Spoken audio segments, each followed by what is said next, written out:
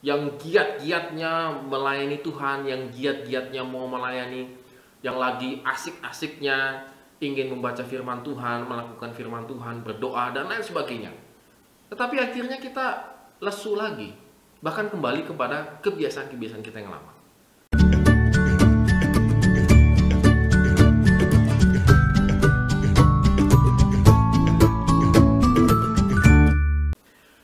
Shalom Good Readers, tetap semangat, tetap optimis, dan juga tetap inovasi dan kreatif ya.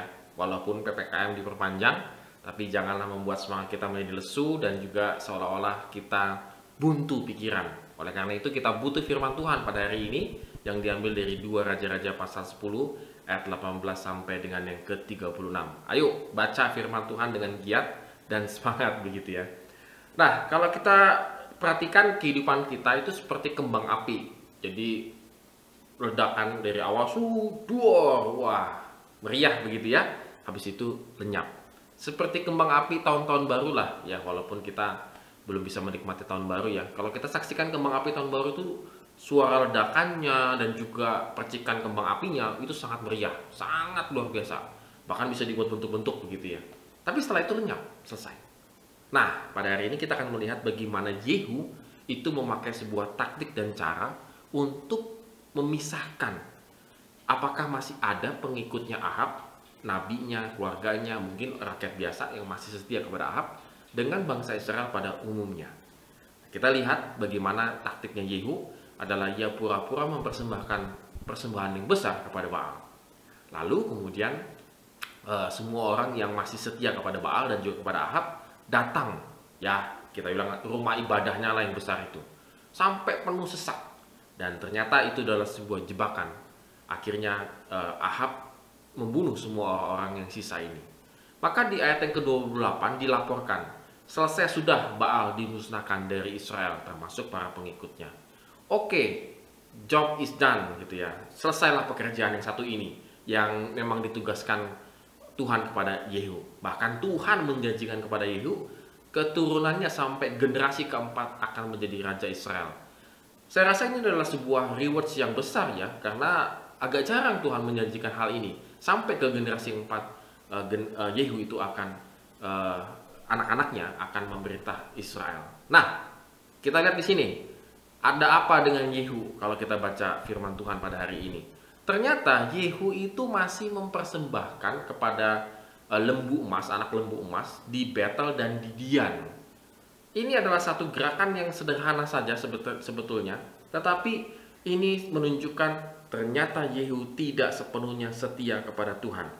Dia giat-giat sekali mengerjakan pekerjaan Tuhan, tetapi di satu sisi yang lain masih ada yang ia biarkan, yaitu mempersembahkan persembahan korban kepada anak lembu emas di Betel dan di Dian. Dia tidak sadar dia sudah menjadi pemimpin dan raja, akhirnya bangsa Israel kembali jatuh ke dalam penyembahan berhala. Kita mungkin lihat di sini pada bagian ini kok nggak ada ininya ya, kok nggak ada yang dikutuk-kutuk gitu ya, atau Tuhan tidak berfirman gitu ya. Tidak. Kalau kita bandingkan Hosea pasal 1 ayat yang keempat, maka dicatat di situ dikatakan, sebab sedikit waktu lagi maka aku akan menghukum keluarga Yehu karena hutang darah Yisrael, dan aku akan mengakhiri pemerintahan kaum Israel. Jadi Tuhan itu tetap menghukum Yehu, walaupun di sini tidak langsung tercatat dengan jelas begitu. Nah, good readers, kembali lagi kita renungkan dalam kehidupan kita ini, bahwa mungkin kita di satu sisi seperti kembang api, yang giat-giatnya melayani Tuhan, yang giat-giatnya mau melayani, yang lagi asik-asiknya ingin membaca firman Tuhan, melakukan firman Tuhan, berdoa, dan lain sebagainya. Everything tentang rohani kita lagi giat-giatnya. Bahkan kita ledakkan suaranya di medsos, status kita di Facebook, Instagram, Twitter, TikTok, dan lain sebagainya. Kita benar-benar lagi menggelegar seperti kembang api. Sehingga orang lain melihat hidup kita ini penuh warna, sprinkle. Waduh, hebat sekali begitu ya. Tetapi akhirnya kita lesu lagi. Bahkan kembali kepada kebiasaan-kebiasaan kita yang lama. Ya, kembali lagi kita renungkan seperti yang kemarin, ada satu kebiasaan yang kita tidak tinggalkan, yang kita masih sisakan. Sehingga yang terjadi adalah dari kebiasaan itu menggulung seperti bola salju. menggulung seperti bola salju, akhirnya sudah sangat gede banget dan kita bingung ini bola segede ini mau diapain. Oleh karena itu good readers, pada hari ini mari kita datang kepada Tuhan. Kalau kita masih menyisakan banyak hal yang berbau dosa dalam kehidupan kita, kita mohon ampun kepada Tuhan, supaya Tuhan memakai hidup kita menjadi lebih luar biasa lagi. Terima kasih untuk menonton video ini. Have a nice day. God bless.